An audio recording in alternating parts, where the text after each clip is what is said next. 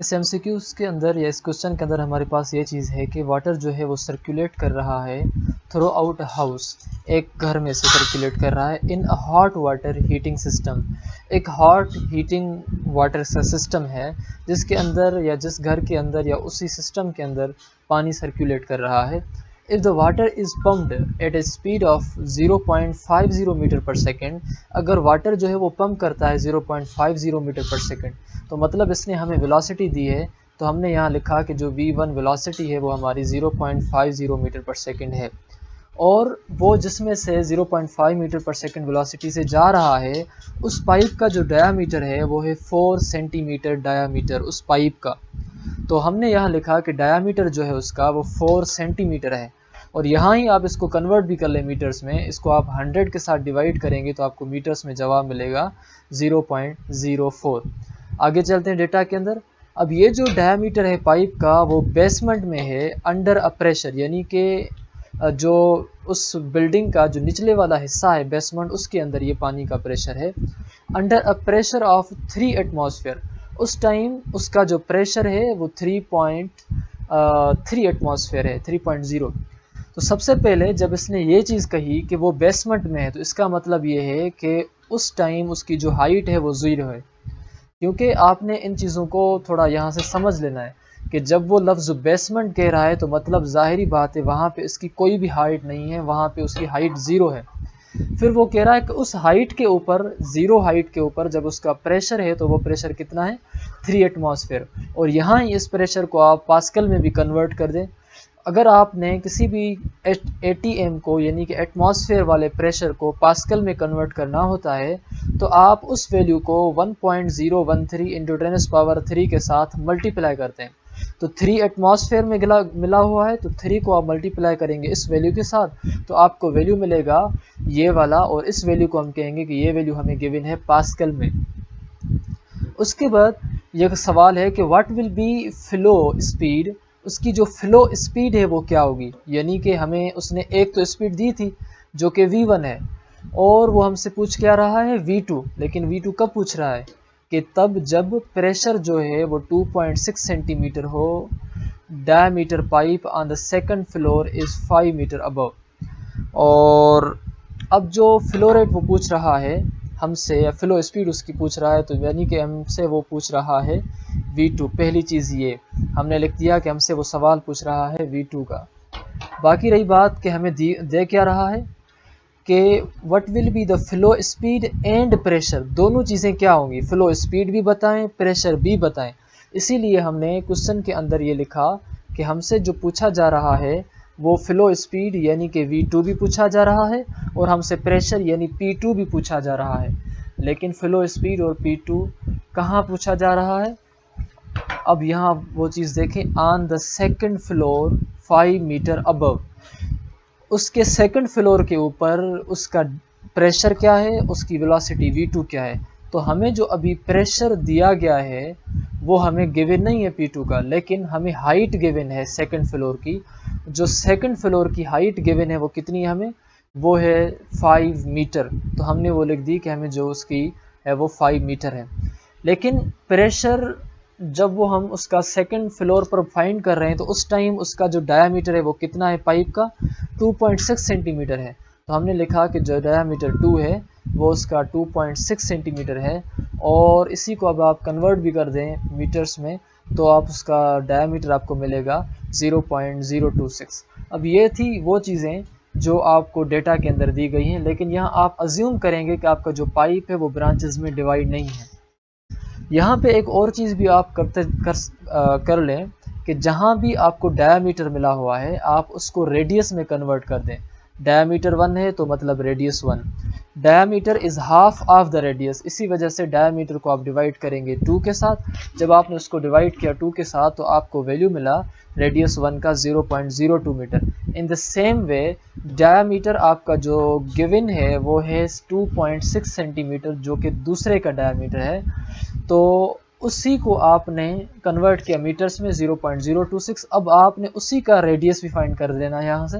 ये सब चीज़ें अभी आप डेटा के अंदर ही फाइंड कर रहे हैं, अब हम सॉल्यूशन की तरफ गए ही नहीं हैं। अब रेडियस जो हमारे पास है वो हाफ ऑफ द डायामीटर है, तो d2 डिवाइडेड बाई 2 आपने किया, 0.026 डिवाइडेड बाई 2, तो रेडियस आपको जो 2 मिला वो 0.013 मीटर मिल रहा है। अब हम जा रहे हैं उसके सॉल्यूशन की तरफ। सबसे पहली चीज़ कि सॉल्यूशन में आपको सवाल क्या पूछा जा रहा है कि आप क्या फाइंड करें, एक वेलोसिटी आप फाइंड करें और दूसरा आप फाइंड करें उसका प्रेशर। तो देखें, वेलोसिटी फाइंड करने के लिए आपको ये फार्मूला लगाना पड़ेगा यहाँ इक्वेशन ऑफ कंटिन्यूटी का, एरिया 2 इंटू वेलोसिटी 2, मगर न तो आपको एरिया गिवन है न तो आपको वेलोसिटी गिवन है। वेलोसिटी मालूम करने के लिए आपको एरिया होनी चाहिए। इसीलिए हम क्या करेंगे कि हमें जो रेडियस यहाँ डेटा के अंदर गिवन है उसी रेडियस में से हम एरिया को फाइंड करेंगे। दो रेडियसेस यानी दो डायामीटर गिवन थे, डायामीटर से हमने रेडियस को मालूम किया, रेडियस से अब हम किसको मालूम करेंगे, एरिया को मालूम करेंगे। तो पाइप जो है आपका वो स्फेरिकल है। सबसे पहला स्टेप 1 है कि आप एरिया को फाइंड करें। पाइप जो है वो आपका अगर स्फेरिकल है तो स्फेरिकल जो भी चीज़ होती है उसका एरिया हम फाइंड करते हैं पाई आर स्क्वायर के साथ, और अगर हम उसका एरिया पाई आर स्क्वायर के साथ फाइंड करते हैं तो इस वजह से, क्योंकि वो आपका ऑब्जेक्ट गोल है, वो पाइप गोल होता है, अगर नहीं होता तो हम उसका length into width into height वाले फार्मूले से एरिया मालूम करते हैं। अब आपके पास पाई का जो वैल्यू है वो 3.14 है, आर का जो वैल्यू है रेडियस का वो 0.02 है, आर के ऊपर स्क्वायर है तो आपने यहाँ दे दिया स्क्वायर। 0.02 का जब स्क्वायर आपने निकाला तो आपको वैल्यू मिला 0.0004। 3.14 ये आपके साथ सेम है, जब दोनों को आपने मल्टीप्लाई किया तो आपको वैल्यू जो एरिया में मिल रहा है वो ये वाला एरिया है। उसके बाद हम चलते हैं एरिया 2 की तरफ, जिसमें लिखा हुआ है एरिया 2 का value pi r 2 whole square. अब अगर पाई आर 2 होल स्क्वायर है तो पाई का जो वैल्यू है वो है 3.14, आर 2 का जो वैल्यू है वो है 0.013। जब आपने इसके ऊपर स्क्वायर किया तो आपको जो वैल्यू मिल रहा है वो भी मिल रहा है 0.000169, और 3.14 आपने लिखा सेम। अब आप इन दोनों को मल्टीप्लाई करेंगे तो आपको वैल्यू मिलेगा 0.00053066 मीटर स्क्वायर। अब ये उसका एरिया है जिसका रेडियस 1 था और ये रेडियस 2 था, और ये एरिया उसका है जिसका रेडियस 1 था। अब हम एरिया को फाइंड करने के बाद जा रहे हैं उसकी वेलोसिटी v2 फाइंड करने। तो according to the equation of continuity, area 1 into velocity 1 is equal to area 2 into velocity 2। अब अगर हमने जो है इसी चीज़ को हमने आगे से मालूम करना है तो देखें कि 0.00156 ये हमारा एरिया 1 का वैल्यू है। वेलोसिटी 1 का जो वैल्यू हमें ऊपर गिवन है वो कितना है, 0.5। इन द सेम वे जो एरिया 2 का वैल्यू हमें गिवन है वो है कितना, 0.00053। वेलोसिटी 2 का वैल्यू हमें गिवन नहीं है, इसी वजह से हमने वो वैल्यू नहीं लिखा। अब ये जो वैल्यू है ये इसके साथ मल्टीप्लाई में है, जब ये मल्टीप्लाई वाला वैल्यू दूसरी साइड आएगा तो जाहिर बात है वो डिवाइड में हो जाएगा, जिससे यहाँ डिवाइड में आया। अब अगर आप इन दोनों वैल्यूज़ को डिवाइड करेंगे तो आपको जो वैल्यू मिल रहा है वो वैल्यू मिल रहा है 1.1849 मीटर स्क्वायर, या आपको जो वैल्यू है वो मिल रहा है 1.1849 मीटर पर सेकेंड। सॉरी, ये आपका मीटर पर सेकेंड है, मीटर स्क्वायर नहीं है। तो आपको जो वैल्यू मीटर पर सेकेंड मिल रहा है तो इसको आप ऐसे भी कर सकते हैं राउंड ऑफ में। 1.1849 को अगर आप राउंड ऑफ करेंगे तो राउंड ऑफ अगर आपको समझ नहीं आ रहा कि ये किस तरह से किया जाता है तो अगर आप चैप्टर 1 में हमारे इस टॉपिक को देख लें कि आपको समझ आ जाएगा कि हम राउंड ऑफ चीज़ों की किस तरह करते हैं। राउंड ऑफ करने से क्या होगा कि ये जो 9 है ये 4 को 1 देगा तो ये हो जाएगा 5, ये जो 5 है ये 1 देगा इसको तो ये हो जाएगा 9, और ये 9 जब इसको 1 देगा तो ये हो जाएगा 2। तो ये हमारे पास जो टोटल वैल्यू मिल रहा है वो मिल रहा है 1.2 मीटर पर सेकेंड। अब हम जा रहे हैं स्टेप 2 की तरफ, जिसमें हमने फाइंड करना है प्रेशर, क्योंकि हमें क्वेश्चन के अंदर दो चीज़ें पूछी गई थी, एक हमसे पूछा गया था V2 और दूसरा हमसे पूछा गया था P2। V2 तो हमने खैर से मालूम कर लिया, अब हम जा रहे हैं P2 की तरफ। तो P2 प्रेशर 2 जो है हम मालूम करेंगे यहाँ बर्नौलीज़ प्रिंसिपल के ज़रिए से, क्योंकि ये जो चीज़ें आप प्रेशर वगैरह फाइंड कर रहे हैं, हवा, पानी, फ्लूइड, तो उनमें Bernoulli principle, equation, continuity equation, ये चीज़ें लगती हैं। तो आपको बर्नौलीज़ इक्वेशन ज़रूर याद होनी चाहिए, वो है आपके पास P1 + 1/2 rho V1 square plus rho g h one is equal to P two plus 1/2 rho two square plus. अब हमने क्या करना है कि इसी जो बर्नौली की इक्वेशन है, इसी बर्नौली की इक्वेशन को कुछ इस तरह से रीअरेंज करना है कि हम उसमें से P2 का वैल्यू मालूम करें। इसीलिए हमने क्या किया कि हमने जो भी वैल्यूज़ P2 के अलावा यहाँ हैं उन सब वैल्यूज़ को बराबर की दूसरी तरफ ले गए। अगर बराबर की हम दूसरी तरफ ले गए तो ये जो प्लस वाले वैल्यूज़ हैं दूसरी तरफ जब जाएंगे तो वो माइनस के हो जाएंगे। जैसे कि आप यहाँ देखें कि आपके पास ये जो P1 है, ये P1 आपका यहाँ सेम उतर आया तो ये आपका हो जाएगा P1। यहाँ भी आपका ये सेम उतर आया तो ये आपका हो जाएगा P1। यहाँ भी आपका ये सेम उतर आएगा, यहाँ भी हो जाएगा P1। ये मिट गया है थोड़ी गलती की वजह से।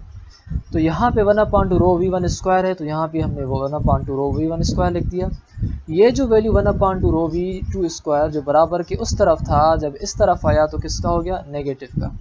इन द सेम वे ये जो रो GH1 है ये इसी तरफ है तो ये प्लस का हमने सेम लिखा। ये जो रो GH2 है ये प्लस का है इस तरफ, जो बराबर के दूसरी तरफ आया जो कि इस तरफ आया है तो हमने उसको लिख दिया माइनस रो GH2। तो ये सारे जो वैल्यूज़ हैं आपके बराबर P2 के हो जाएंगे। ठीक हो गया। अब हमने क्या करना है कि यहाँ से कुछ वैल्यूज़ को हमने कॉमन लेना है। जैसे अगर आप इन दो अगर टर्म्स में देखें तो आपको 1/2 कॉमन मिलेगा यहाँ से और यहाँ से। अगर आपने 1/2 रो को कॉमन लिया, इसको और इसको कॉमन जब लिया तो बाकी बचा V1 स्क्वायर और इधर बचा V2 स्क्वायर जो कि आपने यहाँ लिखा। इन द सेम वे यहाँ से आप प्लस है और यहाँ माइनस है तो आपने जो चीज़ यहाँ कॉमन ली है वो ली है माइनस कॉमन। प्लस कॉमन आप नहीं लेंगे, अगर लेंगे तो भी कोई इशू नहीं है, मगर यहाँ फार्मूले के हिसाब से अगर सही जवाब को लाना चाहते हैं तो आप माइनस को कॉमन लें।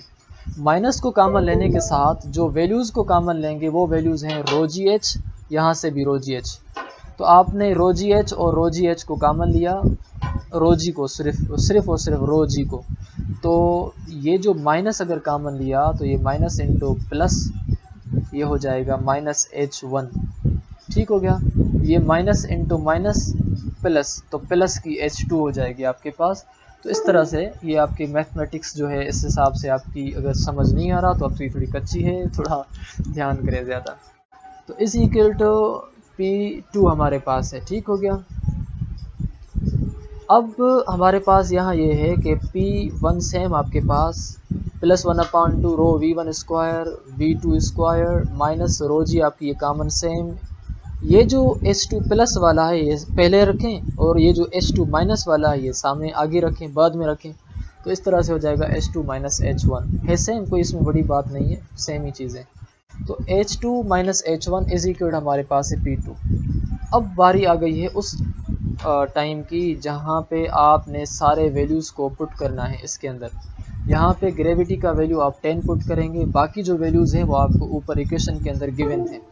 प्रेशर का वैल्यू जो हमें इक्वेशन के अंदर ऊपर गिवन था, जो कि हमें डेटा के अंदर गिवन है, वो है 3.03 इंटू 10⁵। ठीक हो गया।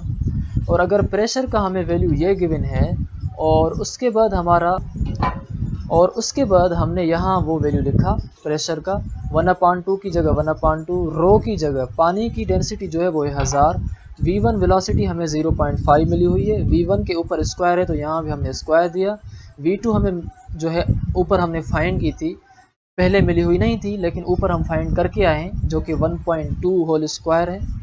यहाँ भी स्क्वायर तो यहाँ भी स्क्वायर है। रो का वैल्यू आपने 1000 लिखा, जी का वैल्यू आपने 10 लिखा, H2 का वैल्यू आपने 5 लिखा और H1 का आपने वैल्यू 0 लिखा। H1 का आपने वैल्यू क्यों 0 लिखा? क्योंकि बेसमेंट के ऊपर उसकी हाइट 0 थी।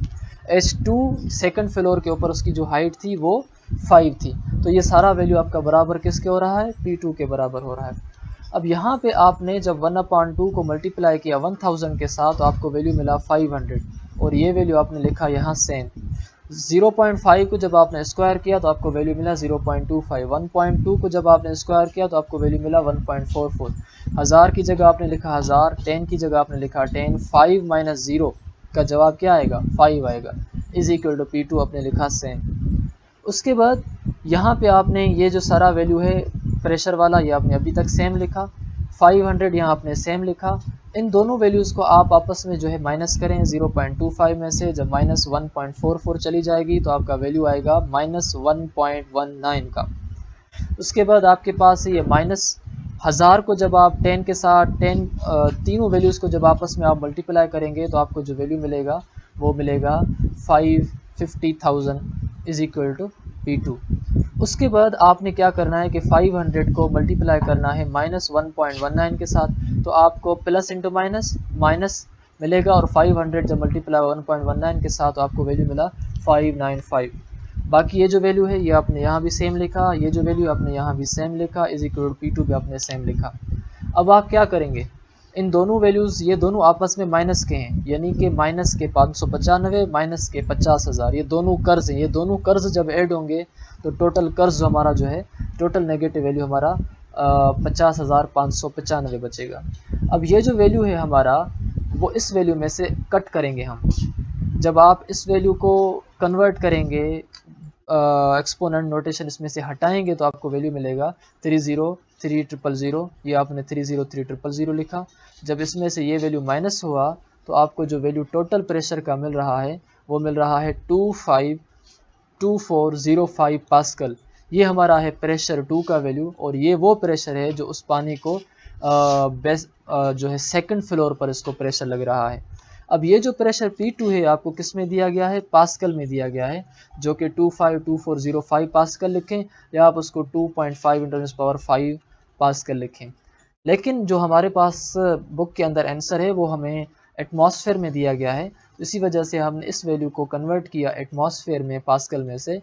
तो एक एटमॉस्फेयर जो है हमारा बराबर होता है 1.03 × 10⁵ पास्कल के, और 1 एटमॉस्फेयर जो हमारा एक्सपोनेंट नोटेशन के बगैर अगर हम देखें तो वो बराबर होगा 103,000 पास्कल के।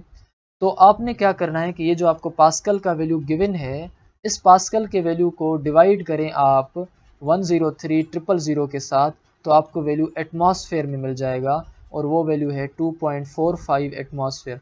अब जो प्रेशर 2 आपके पास गिवन है 2.5 एटमॉस्फेयर है, अगर आप राउंड ऑफ करेंगे 2.45 को तो आपको जो वैल्यू मिलेगा वो मिलेगा 2.5 एटमॉस्फेयर। अब ये वो प्रेशर है जो उस पानी के ऊपर लग रहा है सेकंड फ्लोर के ऊपर।